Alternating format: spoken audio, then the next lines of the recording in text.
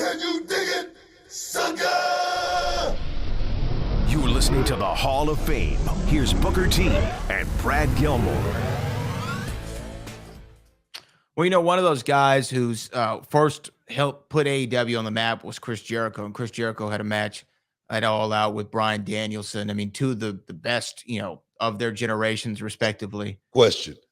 Do you see Chris Jericho out there talking like this? No.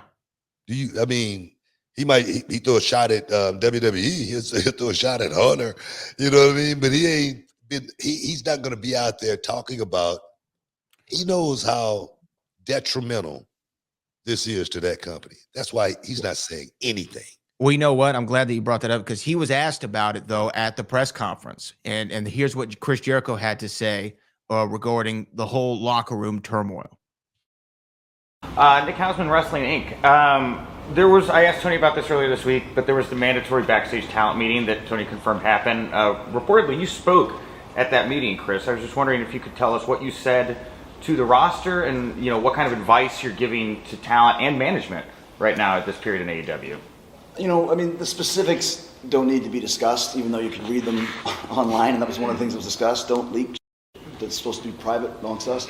But I think that my message always is to remind people how special AEW is.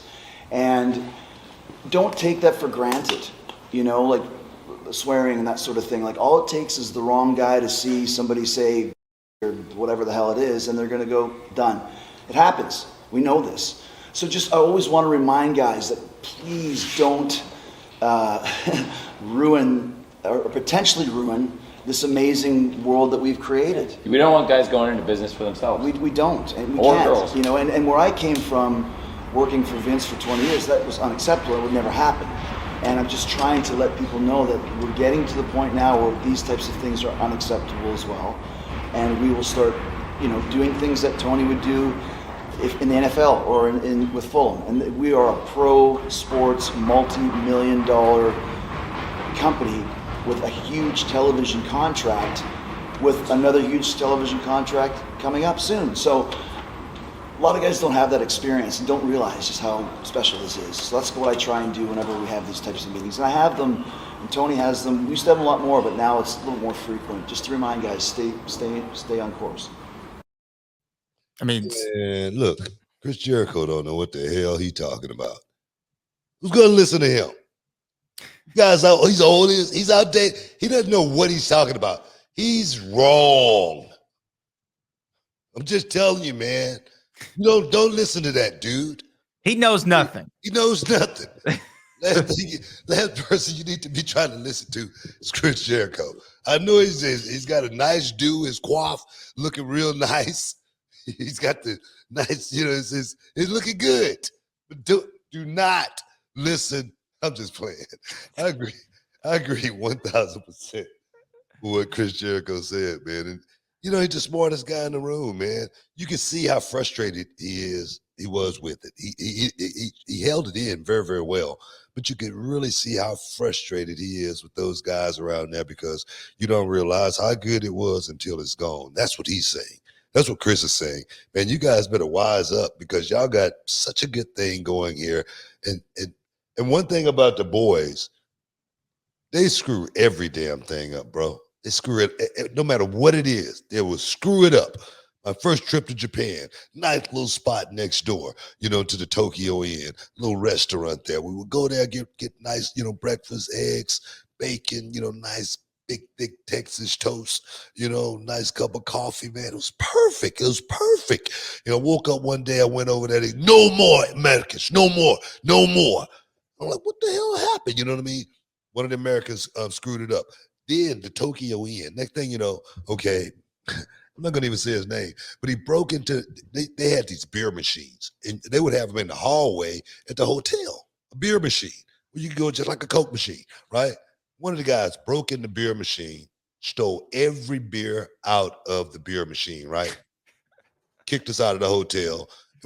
And the next hotel we was in was such a small hotel, man. You could stick both hands out and touch the wall. That's how bad it was. We was in a pretty, but what my point is, the boys will screw it up in a heartbeat. They will mess it up on purpose, seem like. And that is what Chris Jericho is talking about.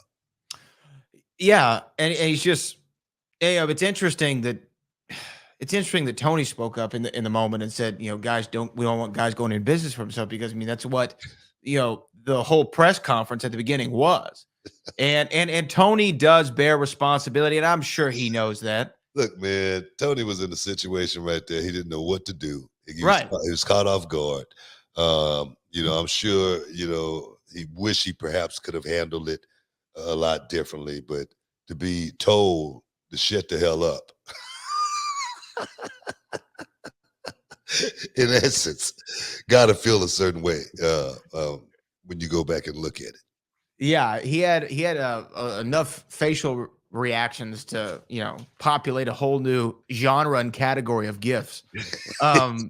Like he had every reaction. He went through the gambit of emotions.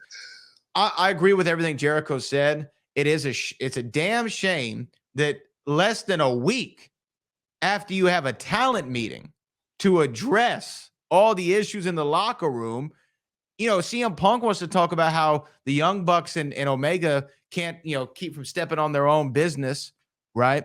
And kind of shooting themselves in the foot. Well, he did the same damn thing. Well, he's just as guilty. He did the exact same thing, so he's just as guilty. That's what I'm talking about, man. Sometimes, and I heard him say, he's been quiet long enough, and maybe that was it. Maybe these guys really feel a certain way about each other, and that's a problem. That's a huge problem that they're going to have to fix if they want to do anything with the company. They're going to have to fix that. And the question is, how do they do that? How do they do it? Well, if it had stopped there, perhaps we could have had a resolution to this. Maybe we could have sat down like men and talked about this whole thing. Yeah. Unfortunately, it did not stop there. The words were exchanged this time in private, but fists were thrown, hair was pulled, eyes were blackened, and people were bit. Bit. Like a bit. Somebody got bit. Somebody got Mike Tyson. Somebody got bit by another grown man. We got to take a break, man. We got to take a break.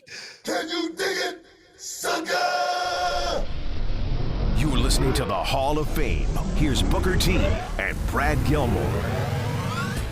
What's up, this Booker T, two-time Hall of Famer. I know you're checking out The Shine, checking out The Gloss. I want to thank you guys for checking out Row on YouTube. Hey, don't forget to click and subscribe to check out all the latest content right here each and every week. Now, can you dig that, sucker?